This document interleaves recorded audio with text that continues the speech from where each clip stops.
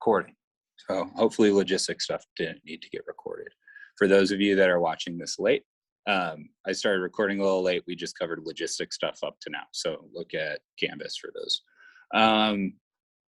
Cool. Well, let's jump into it. So today is handling recursive functions in Lettuce.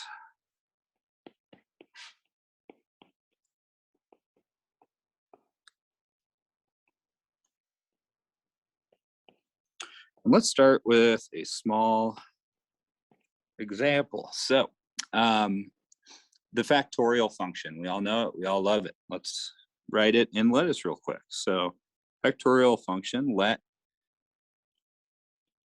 fact equal function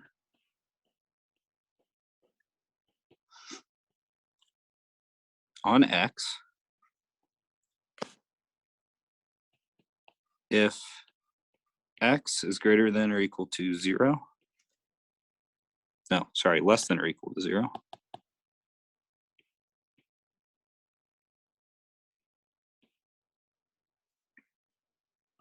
Then 1, else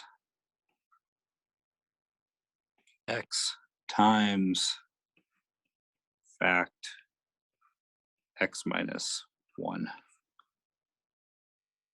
And then in fact 5.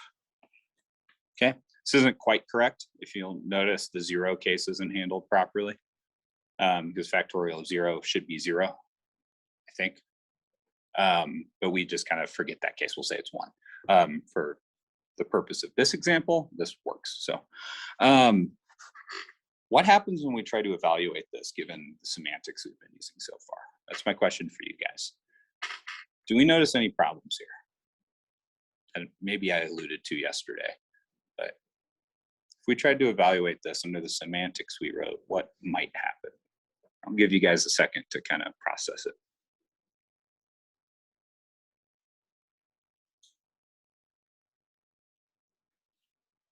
And think about closures and the environment here.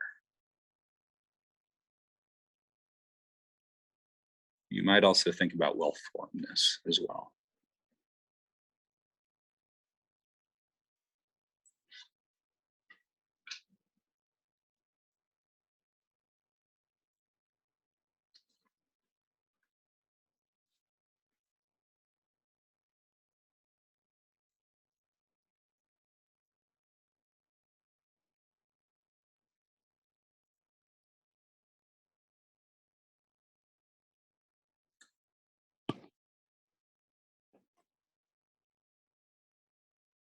Also draw special attention to this recursive function call right there. That's where our problem's going to be.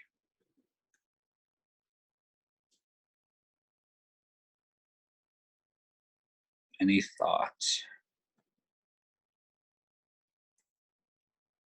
Yeah.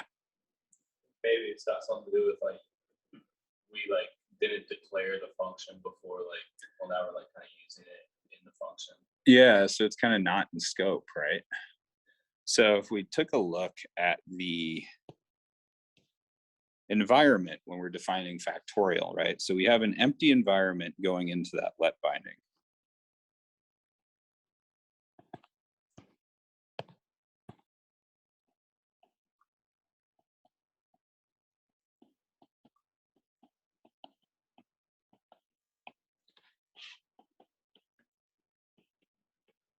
Okay. Now we go into the function definition, right? When we go into the function definition, we create a closure, right? That's all we do. We create a closure for that and add it to the environment. So now we have fact apps to closure with the parameter X. It has body, I'll write it down there, or I'll copy it in a second. And then the empty environment inside the closure, and then the body part is this.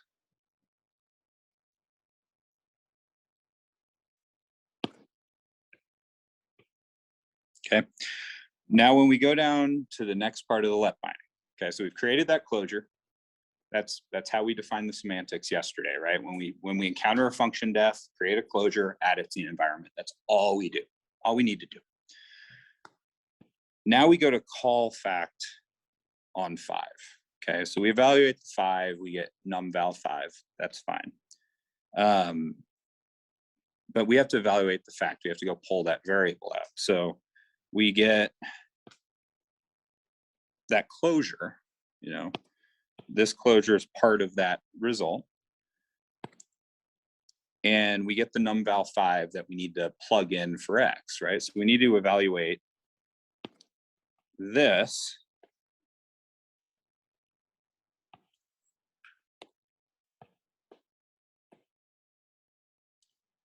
under the environment, the empty environment. Well, yeah, the empty environment, because that's what's in the closure, with x maps to num val 5.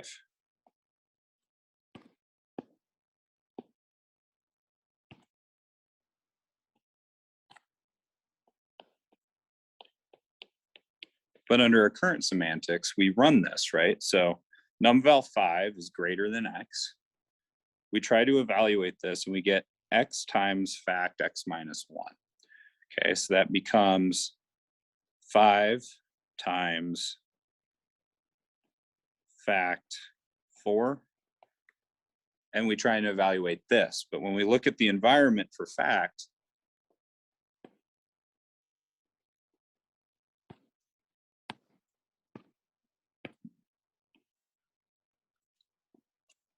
where's fact?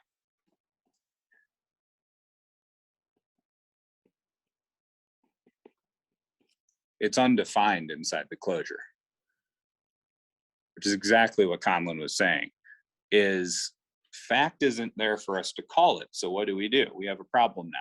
So as we've written our semantics so far, we can't support recursive functions. It's just not there. We can't do it. So now we need to fix this. How might we fix this? There ought to be a pretty simple solution. All our solutions so far are. But what could we do to ensure that we can call fact from within fact itself? Yeah. Maybe we probably need to do like a new value, sort of like closure, Mm-hmm. but sort of account for like being able to use something that you're like while defining to use it. Yeah, yeah. So from this step, so from everything kind of below that red line I just drew, what could we do? Just using the stuff there. Oh, and knowing that it's called fact. I guess that's the other thing you can assume. Could we do something with that? Could we manipulate the environment in some way? You said it a second ago. Well, in more words. I guess well in our closure thing, the third one would be the environment. We could say like that environment also has the fact. Also has fact, right? So at this step, whenever we encounter a recursive definition, we're going to actually add the recursive definition to itself. Okay, so here at this step, and I'm skipping some steps here, we add the closure to itself. Okay, so then we would actually have x maps to num val 5.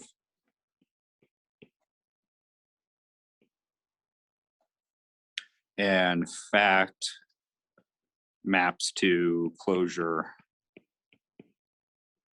on x, so on and so forth. Same closure that we were using before with the empty environment, in order to accomplish this. So instead of writing it in the same way, we want to leave our semantics for functions alone.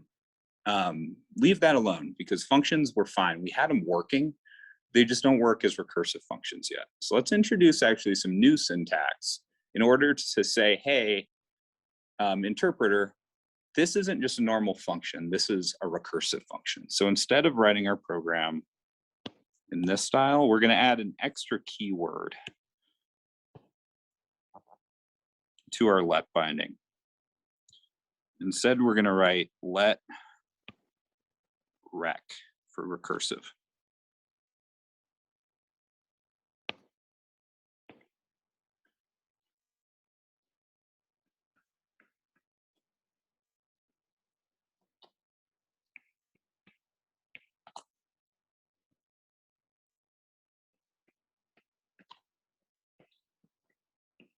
So let rec denotes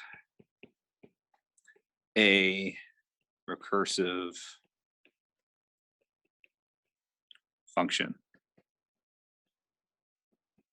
Okay, this is going to be completely new syntax. Okay, so what the syntax will do is it'll actually combine our let bindings with function definitions in a one nice piece of syntax. So they won't be separate anymore. Well, they'll still be there. We can still use the old let and function separately. But for recursive definitions, we're going to have this new additional style. Everyone with me so far? Chat, we doing good? So if this is new syntax, what's the form of it? So now, let's write this out. We're going to have syntax that looks something like this. So that's the wrong color. We'll have concrete syntax.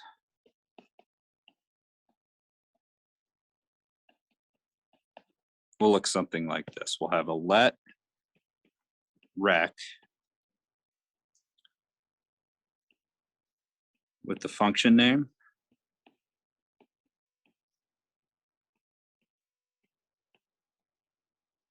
Equals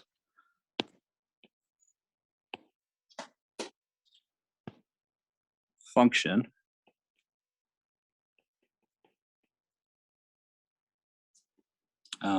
bump this into a new line. You guys can put it all on a single line if you like.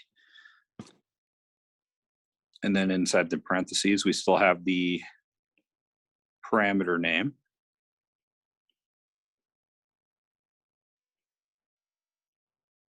Cool. Underneath that, we'll have the function definition, which is an expression. And then just like a normal let binding, after that, we'll have an in, and then the rest of the program.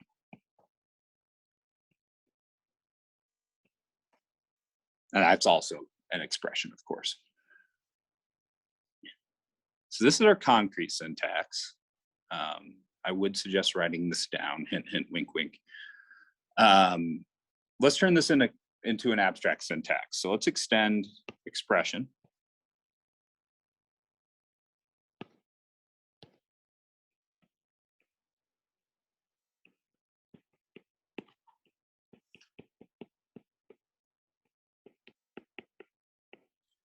And this is now in our abstract syntax.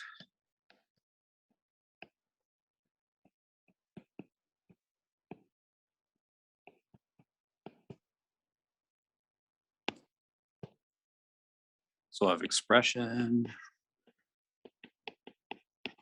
We have all that other stuff we've defined up till now. And we need to add something for let rec. What should our entry be called? What's our constructor going to look like for this? Our abstract syntax. Let's start with a name. What should we call it? Should we give it a name? So you're thinking of a lettuce pun? Okay. I don't think there's a good pun here. There very well could be. Let's just call it let rec, right? So our constructor is let rec. And then what does let rec take as arguments? What's there? So a function name, what type should that be? Yeah, so a string for the function name.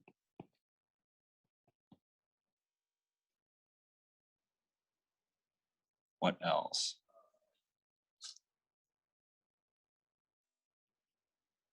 Ooh, why an integer? Should not be an integer. Why do you think that though?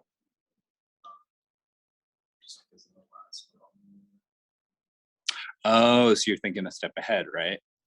That's more in the world of types inside the language, right? Not yet. You're missing, as a hint, look where the angle brackets are in the concrete syntax. You skipped it for one. So you have the function name. We need something else first.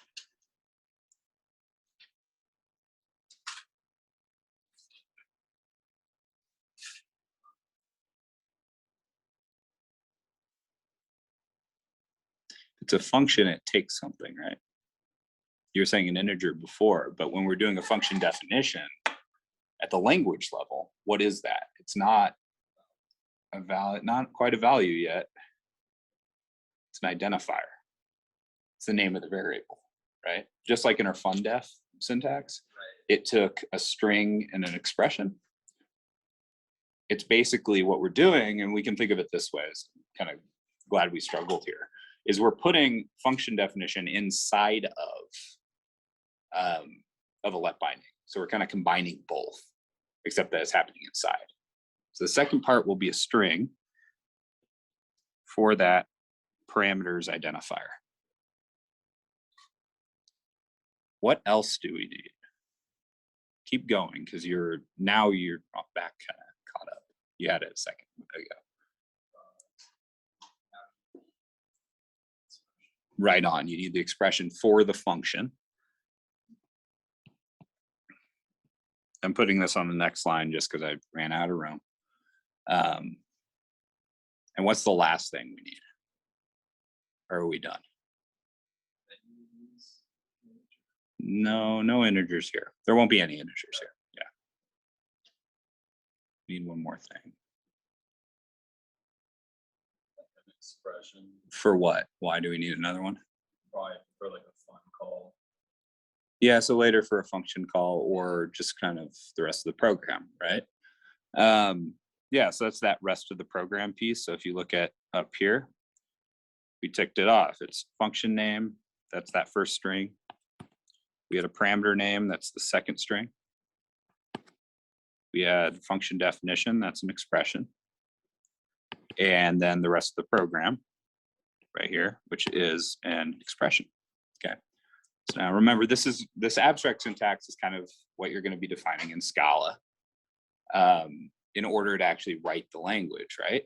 So all we need to do, converting the concrete syntax to the abstract syntax, figure out what type in Scala that should be as we go on defining stuff. So like in homework 3, where you're just doing the little arithmetic language, you use kind of expression a lot because that's all you really have. Use expression, and inside of num you have a number, right? But that's an expression too. When we start defining stuff in Lettuce, you're going to start seeing a lot more strings because the strings are going to let you do that kind of identifier stuff. It's going to let you sub in numbers for variables and things like that. So you're also going to see a lot of strings or identifiers, right?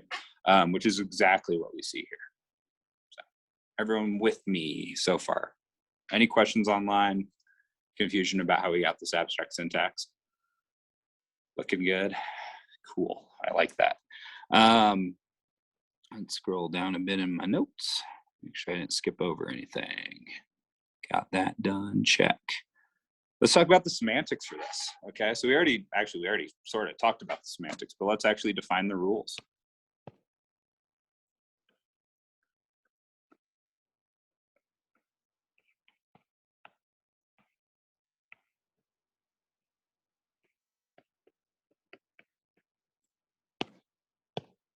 Per usual, we're going to start out with a big ol' horizontal line that hopefully the node app will turn into a big horizontal line.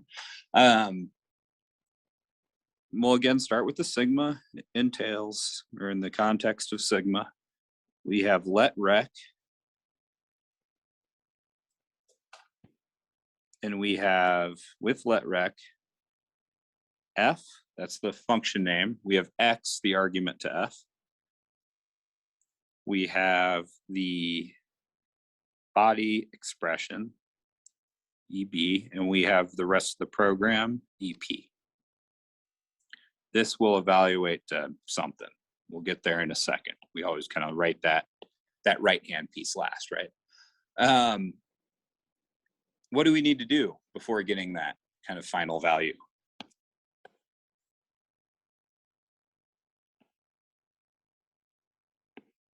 What could we do? What do we, and at the end of this, what needs to be evaluated in order for us to have a value at the end? So if I scroll up to our example up here, in order to have this big let rec expression give us a number, what's the last thing we need to compute? Just in this example.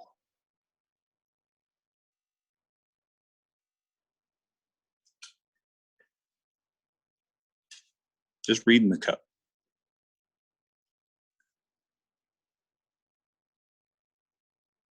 What's getting computed like right before we output an answer? Very simple answer. You're all overthinking it right now. What's the last thing? If you were doing this by hand, what would it be? No, you're looking way too far into it. It would be a ×1, but no, just at the level of what's written here. Don't read into it at all. Just like as it's written here, what's the last thing we're computing? Might be the fact of 5, right? We need that result, whatever that is. So if I go and map that onto the concrete syntax, what's the last thing in here that I'm computing? It's the rest of the program part, right? So we can maybe say something like, okay, well, E of P evaluates to some V, and that's my final value. So we can kind of work backwards here too. Fill V in down on the bottom. So we can go both work forwards and backwards. If we're a little confused, we can always say, oh, I need to eventually evaluate this. Okay, but what's our context for evaluating EP? Now that's a question mark. We don't know that yet. What do I need to evaluate E sub P? It's a little trickier. Update sigma. What do we need to update sigma with? To have E of B. To have E of B, right? We need to know what B is, or E of B is, what the body expression of the function is. Because when it goes in there and looks at the variable, it needs to know what to do, right? So how do we do this? Well, we're going to actually create a new sigma hat. It's going to be a new sigma to help us out with this computation. And sigma hat is going to be sigma, and it will be sigma extended with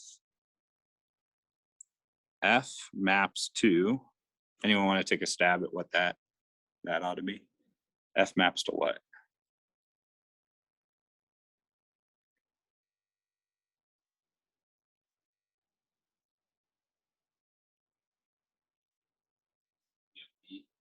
Not quite E of B, because E of B is not a value, right? Yeah, what's F mapping to, right? F's a function, but functions aren't values quite yet. What's our values for functions? If you evaluate a function, what do you get? You get a closure. So it maps to some closure. Now this closure is going to be a little weird. The beginning will look the same. What ought that closure take as argument? So first we need a parameter name. What's our parameter name here?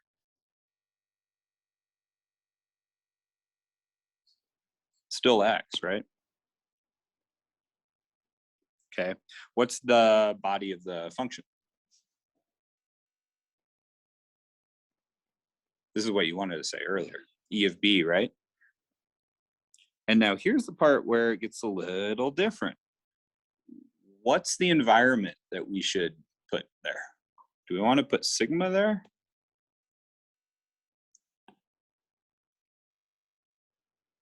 But sigma's already right here.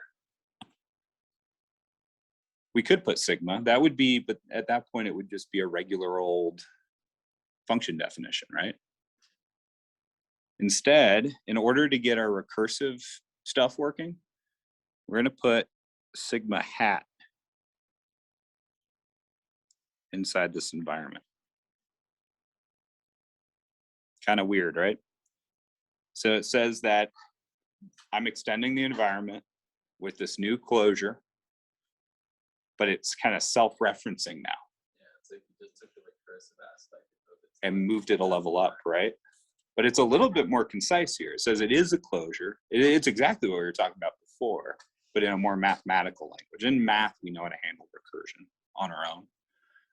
When we program this in Scala, we know how to handle recursion, right? Scala can handle that. So that's all we need to do. We just need to kick it up a level and say, hey, Scala handle the recursive bit. My language doesn't support it yet. I'm supporting it right now here, doing this trick, right? So this rule will actually be kind of hard to map into code. It'll be a definitely hand-holding process, because what you end up having to do is that when you look up something like F, a recursive lookup, it has to do a special trick where it updates the closure to include itself. That's getting 2 weeks ahead on, or a week and a half ahead on homework, so don't worry about that yet. Yeah, so we add that self-reference, and now we can fill in those last question marks. What do we evaluate the rest of the program with? Well, we evaluate with this special closure, or sorry, with the special environment, which includes that special closure. Cool? Not too confusing, right? Everyone's kind of with me there? Any questions? Thoughts, concerns? Massive confusion? This is kind of a confusing concept, but it is really just recursion at the end of the day. Just moved up a level, or strictly speaking, this is inductive, but not recursive, because you're kind of building a structure up instead of breaking it down, if that makes sense. Let's see.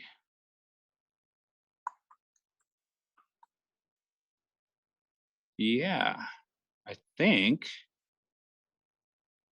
that will cover it for the recursive bits if there are not any questions, so we can keep moving.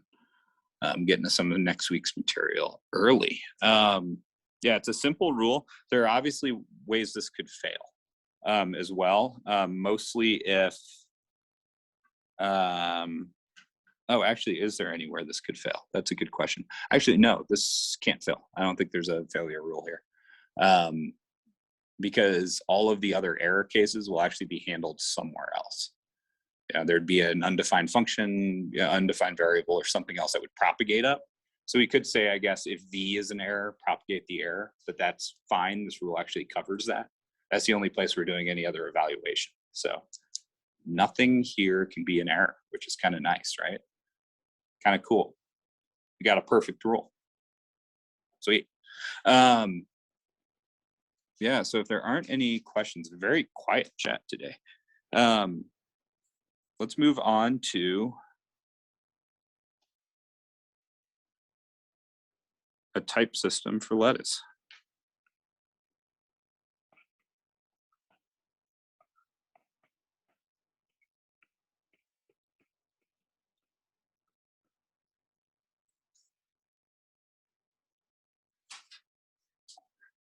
So this is one of my favorite topics. I really, really like types and type systems. They're really, really cool. You can do a lot with them. You can prove programs completely correct just using types. Like if I want to say a program will always terminate, I can do that with types. If I want to do something like prove a program always gives a correct result for whatever your definition of correct is, I can do that with types. Since we're kind of ahead with the class, we might even get to how to do that. That's more of an advanced type system. But we'll just start with simple type systems. What should a type system do? Could anyone kind of exposit about that? What should type systems always do? And give an example if that helps. Yeah.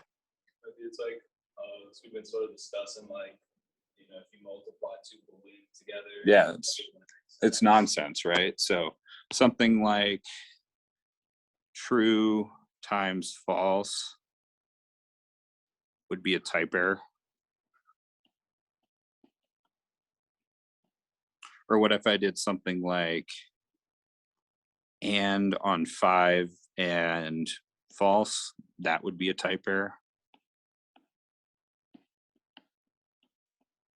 So we could say a type system helps us detect type errors, right?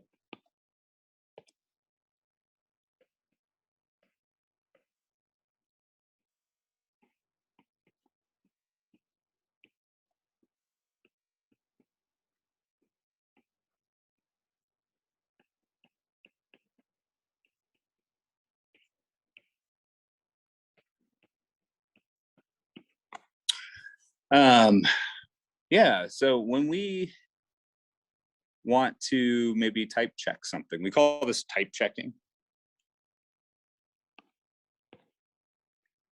which I'm sure you guys are kind of familiar with this language, type checking.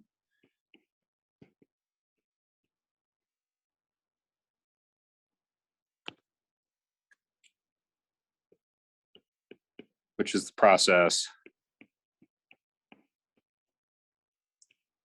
of proving a program to be type safe.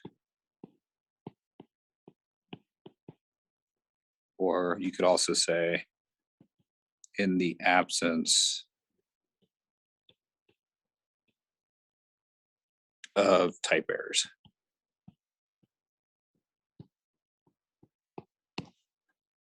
Cool.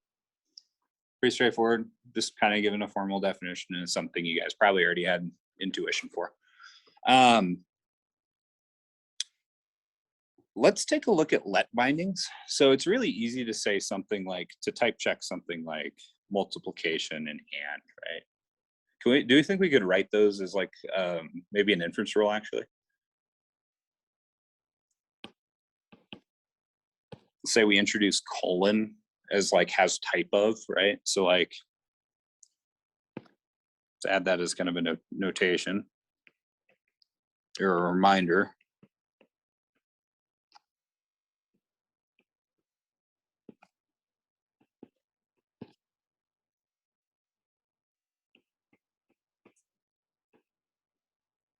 Means term A has type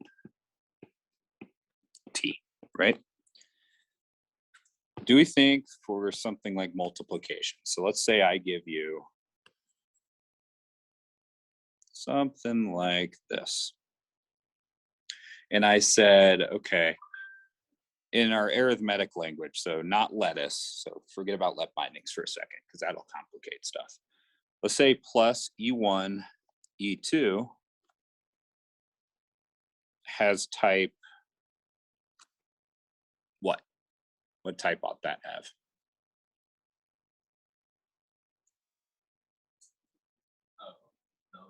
Numval, or not numval. So now we need to introduce types, right? So we could just say num, right? Just call it num. Has type num, but when does it have type num?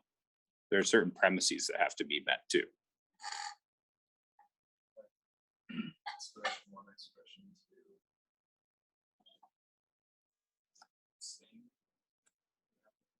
2. They do have to have the same type. You can be even more specific. Both be numbers, right? So same type. We'll use num to denote, I mean, it will be integers, but we'll just call them num because we won't be, in lettuce, we won't be implementing any other kind of number types, just integers. So yeah, so they both have type num. Good so far? Feeling good? Now we have an interesting problem. When we introduce let bindings and variables, stuff gets a little bit more meaty. We actually can't just use this. We have to introduce something like an environment as well. But this environment's going to look a little different. So let's take a look at an example of let binding. Let's try and give it types. Okay. So if I gave you, say, let x equal 5 plus 5 in x plus x. We can convert this into abstract syntax, okay? There's a reason I'm converting into the abstract syntax here. I could say let,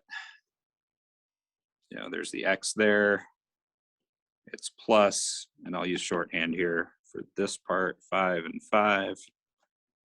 And then the body is plus var x, var x. Yeah, I got it all in one line. How do I type check this? And you can kind of go between the concrete and the abstract if that helps. Where do I look? How do I figure out what type this program has? Is it type safe? What? Yeah. It is? Why? Yeah, because they're all the only I'd say you start off on the right side of that. Mm-hmm. Say like plus 2 variables, then you go you go, okay, both of those variables need to be numbers as well. Okay. And then so you like backtrack to what is x equals plus 5 plus 5. And that's a number, right? And then you go down to the next one and say, well, plus takes 2 numbers, x is both numbers, right? Yeah. So you just did an interesting thing. And we actually denote a difference between what you just did and type checking. You just did type inference, where you actually tell me what the type of the whole thing is. And actually, I guess I subtly asked you to do that, right? I asked you to tell me what the type was. But if I just wanted you to check, hey, does this result in a number? You went down into this expression to look in and figure that out, right? So you kind of broke into this part to make sure it was type safe. And then you kind of backed up to figure out if that was type safe. Let's try and write this as a rule. You'll notice some difficulty when we try and write this as an inference rule.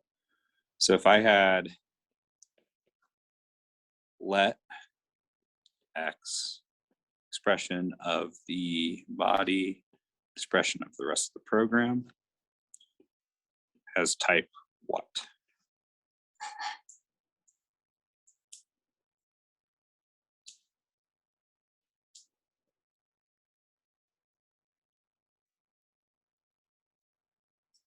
Yeah, I mean, I'd say it's the type of EP. It's a type of EP or EP?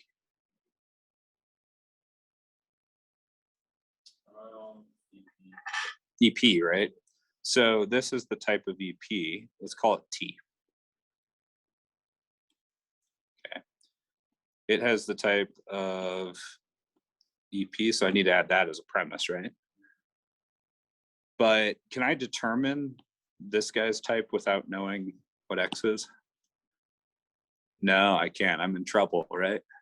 I have to know what that is. So this rule is kind of out. We need to introduce, like I said before, some extra stuff. So in lettuce, when we write a let binding, we actually have to give a type annotation.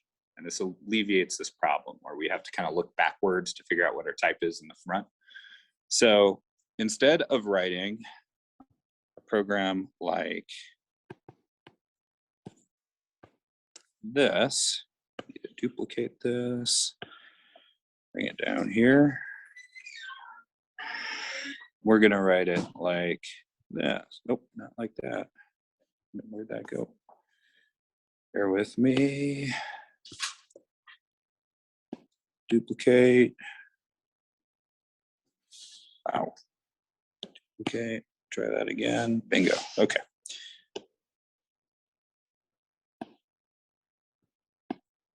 We're going to add a type annotation to X. And my fingers are just not wanting to grip this pencil. There we go. So instead of writing what's above, we're going to write X of type int. Okay. Or sorry, of type num. We're not calling it int, we're calling it num. Let's stay consistent here. So we'll write this as the old way. This is the new way.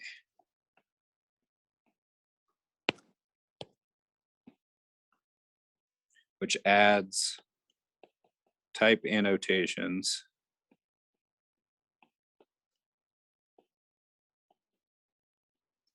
to new variables.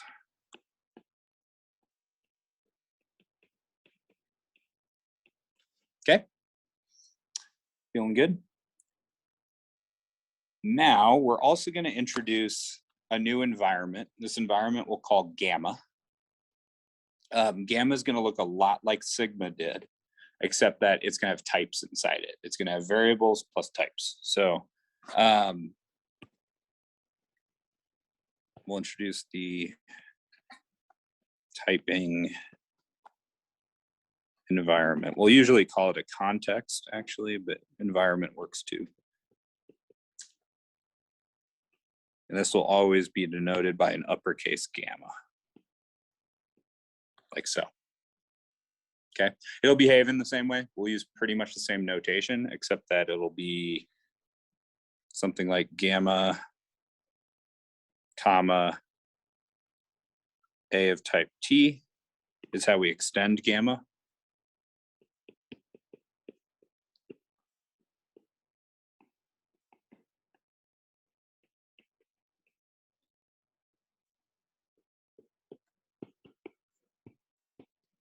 And we'll just use the null empty list or empty set to denote an empty gamma. Cool, everyone with me so far? So now let's try and write our rule for let again. And I'm getting way out ahead of my notes today, but that's okay. We can kind of move backwards and forth. We'll spend some time on types. So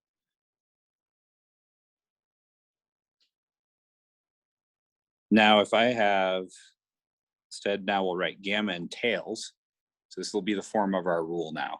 Always have gamma and tails, just like we always had sigma and tails. That turnstile, that vertical dash thing. Let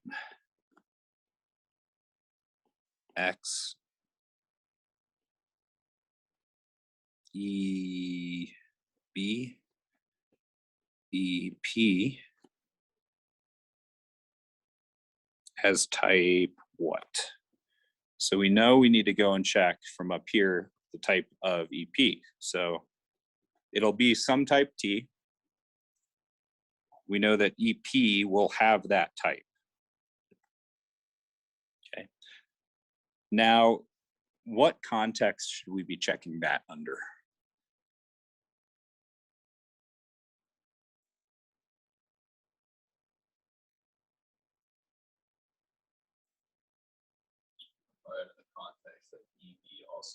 Yeah, we need to add EB's type, right? So it's going to be gamma entail, or sorry, gamma comma, not that, gamma comma, right, X of type, what's the type of EB? Where is that? Here. It's not in our syntax, is it? But up here, didn't I say we needed to add that to our syntax? So we need to do one more thing before you can write that rule. You need to extend our abstract syntax, right? So expr type. So we have all this other stuff. Now we need to redefine the let part. We have let, and what should it take now? If we look back up at this the new way, it's going to be mostly the same, right? So we're still going to have an identifier, so that, still have a string in there. We'll still end up with, two expressions.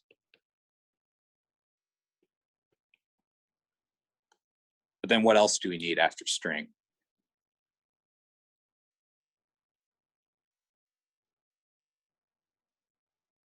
A type, right? Have we defined a type for types? Not yet, right? So type, we'll put it there for now, but we need to define this.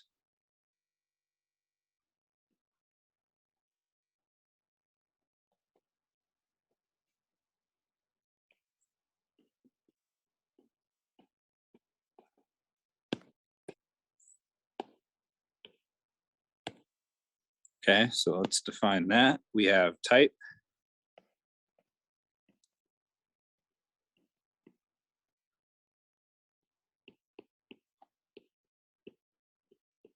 And that's where we'll pick up on Tuesday with defining our types in our language.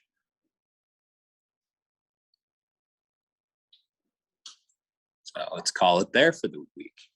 Otherwise, we're going to be way too far ahead, and I'm going to have to give you guys like 3 homework assignments next week. So yeah, we'll pick up there. We'll probably go back over a lot of that type stuff again next week, get a refresher with it. But good discourse.